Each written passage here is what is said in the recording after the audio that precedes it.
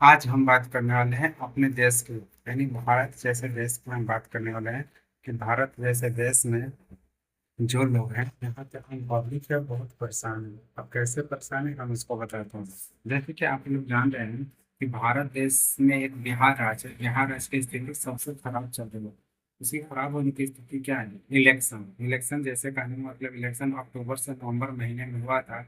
और हमारे जो बिहार राज्य की जो पार्टी थी, जैसे आरजेडी पार्टी हो, बीजेपी बीजेपी पार्टी हो, या अलग कई तरह की पार्टियां थी।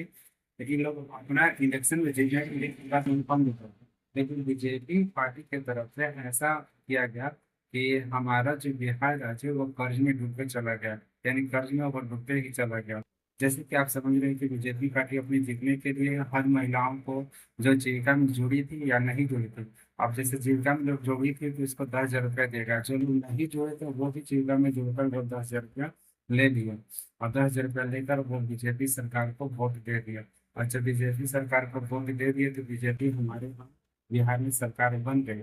और नीतीश कुमार की सरकार बनी। और जब नीतीश कुमार की सरकार बनी तो पूरे एक साल होते होते नीतीश कुमार को सरकार यानी मुख्यमंत्री पद से बीजेपी पार्टी के लोग हटा दिए और हमारे राज्य का मुख्यमंत्री अब सम्राट चौधरी को बनाया गया।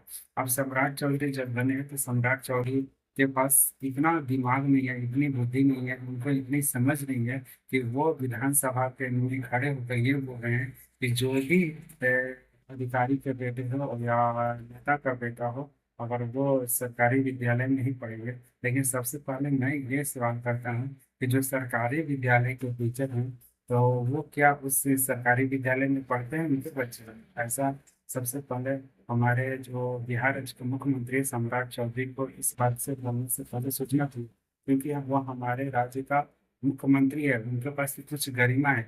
वो जैसे मन वैसे बोल देते हैं और बिहार को बदनाम करते रहते हैं। दूसरी नंबर ये समस्या आ रही है कि बिहार इतने कर्जे में डूब डूब गया है कि बिहार में पैसा नहीं है। वो आरबीआई से लगभग कुछ लोन लेने वाला है जिससे हमारा बिहार राज्य चलेगा और बिहार राज्य को अच्छी खासी तरह से देगा। लेकिन आप ये समझिए कि जब आरबीआई से वो लोन लेगा, लोन अगर जितना भी ले तो लोन तो उसको चुकाना होगा। जैसे कि आप समझिएगा, एक व्यक्ति है, एक व्यक्ति क्या करता है, किसी बैंक से 50,000 रुपया का लोन लेता है। और लोन के बदले में उसको क्या होता है, उसको 60,000 या 70,000 उसको जमा करना पड़ता है। जब वो पूरे साल भर में 60 या 70 हजार रुपया नहीं जमा करता है तो उसके ऊपर लोन देने वाले व्यक्ति जो होते हैं दबाव बनाते हैं। उसके दबाव बनाने के क्रम में जब वो नहीं जमा करता है तो क्या करते हैं, जो भी बैंक होता है उसके ऊपर कुर्की जब्त करते हैं। इस तरह से होता है। तो हमारे बिहार सरकार अगर इतना सारा लोन लेगी तो उसकी चुकाएगी क्या? यहाँ पर है क्या बिहार में? आप ये सोचिए, बिहार में है क्या?